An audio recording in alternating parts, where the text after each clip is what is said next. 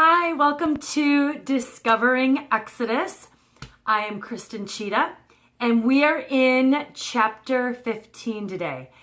I want to remind you that if you want the handout for every one of these days and every one of the chapters, you can find them on my website, kristentschida.com.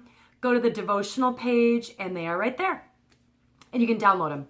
All right, kind of exciting. I've been waiting to get to Exodus 15 because it's all about a song. So, there's strength in this song in particular, but I want to just kind of spend just a couple minutes talking about songs and how powerful they are. I wrote down some things like songs remind you of times and seasons, so it evokes great memories, strong emotions, there is strength, there's power, encouragement comes from songs.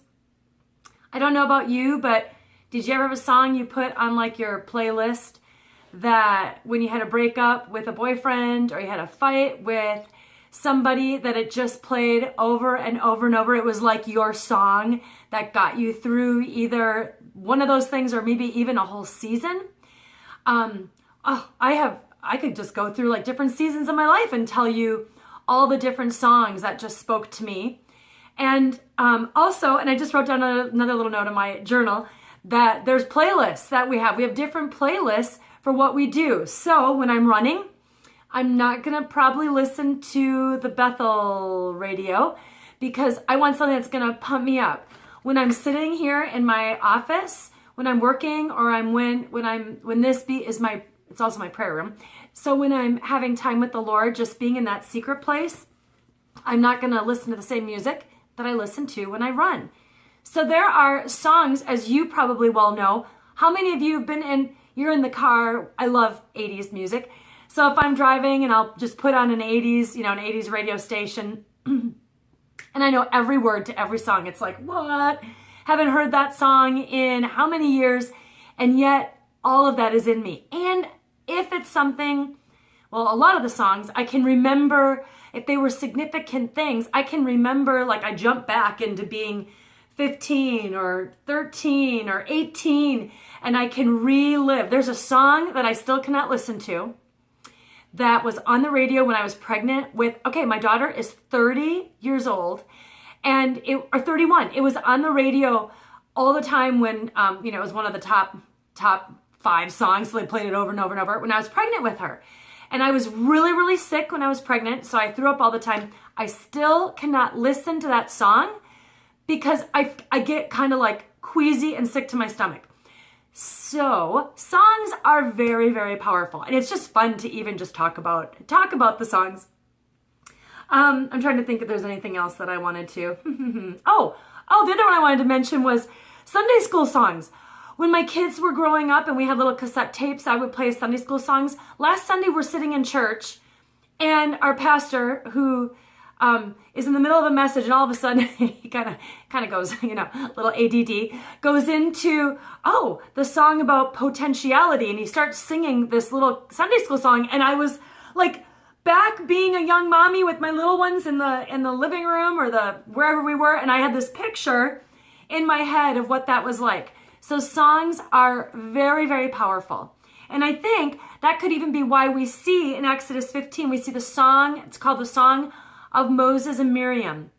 When we have major events that happen, and we see throughout the book of Psalms, the entire book of Psalms are songs that David is giving us, or the psalmist, they're giving us, so that we can sing them during different seasons of the year, different seasons of our life.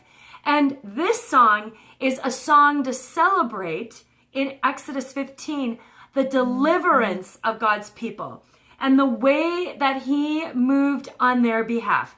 So what you're going to be doing today in your little devotional handout, and I'm just going to kind of walk us through it, is it's divided into 6 different little parts.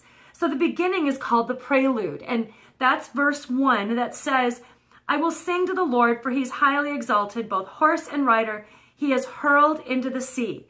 That's kind of the introduction of the song. And then the next little section verses 2 and verses 2 and 3 are just describing who he is, who God is. Then verses 4 through 13 is telling what he's done. What has he done in all of his power? What has he done in that event that's being celebrated and commemorated? And we want to remember all of these. I'm going to just kind of share that too about how we can do this for our own life. It's kind of like Moses has written a psalm, and this is like a little framework for it. Then verses 14 through 18 is what God will do. So here's looking forward to what he's going to do. So we know who he is, we know what he's done, and here's what he's going to do. So they're looking forward to the deliverance. They're looking forward to God's victory in the next season that they're going to be stepping into. Then verse 19, let's see, is really, it's the postlude. So we had the prelude, the introduction. Here's the postlude. And this is contrasting the defeat of Egypt and the victory, the deliverance of Israel. Verse 19, and I'm just going to read it. When Pharaoh's horses, chariots, and horsemen went into the sea, the Lord brought the waters of the sea back over them, but the Israelites walked through the sea on dry ground. And then verse 21 is the chorus. It's almost like you could take the prelude and then put the chorus. Who he is and put in the chorus. What he has done and put in the chorus. What he's going to do and put in the chorus. So this is the chorus. And it's Miriam who's singing. She's singing the chorus. And they're playing the timbrels, like the little tambourines. Sing to the Lord, for he is highly exalted. Both horse and rider he has hurled into the sea. Which looks a lot like the prelude. So that's the chorus, the kind of the gist of the whole song. So what I'm going to have you do is in your devotional, and you don't have to print it off now. I'm going to tell you. I want you to take this song out of Exodus 15 and fill in what is the prelude. Just write out verse 1. Who is God in verses 2 and 3? Who is he? Describe his character, his nature. And then what has he done? Verses 4 to 13. Just looking at this song, what has he done? Then what will he do? Verses 14 to 18.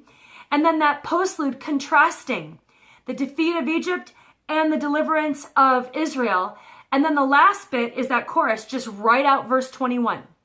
I want you to do that for this song. Then I want you to do that for your own life. What is a prelude that you can sing, that you could write, that could be the chorus of your life? And then think about who he is. So you're just putting in what you know about God's nature, what you know about his character and how he's moved. Then what he actually has done. Hit the high points. What he has done in your life. Then what is he going to do? What are you looking forward for him to do for your generations to come? Or maybe it's for your future. If you're a younger person, what are you believing him for as you step into a new season? And then what is the postlude? Contrast. Maybe your life before God and your life in victory with God, or how you've seen him defeat the enemies of your life. And then just rewrite that chorus again. So you're kind of writing today. My challenge to you is that you will write your own song of deliverance. There's the song of Moses and the song of Miriam that we see. And we also see this song of you that you're going to be writing. Revelation 15, and I want us to be familiar with Exodus 15 because Revelation 15 tells us that we, the believers, that we will sing the song of Moses. I'm going to read it, and then if you want to look it up later, Revelation 15, 2 and 3, this is what it says. And it's John talking. And I saw what looked like a sea of glass mixed with fire. Like, what? And standing beside the sea, those who had been victorious over the beast and his image and over the number of his names, they held harps given them by God, and they sang the song of Moses, the servant of God, and they sang the song of the Lamb. And we don't really know what the Song of the Lamb is, but we do know what the Song of Moses is. It's right here in Exodus 15. So what I want you to do is get a little familiar with it today. Spend some time just looking at those different sections of the song, and then take those sections and write a song of your life where you're at today, and just celebrate God's victory. Celebrate the deliverance that he has given you. Celebrate the salvation that he has provided. Celebrate his fatherhood, whatever that looks like for you. Alrighty, I will see you tomorrow in Exodus 16.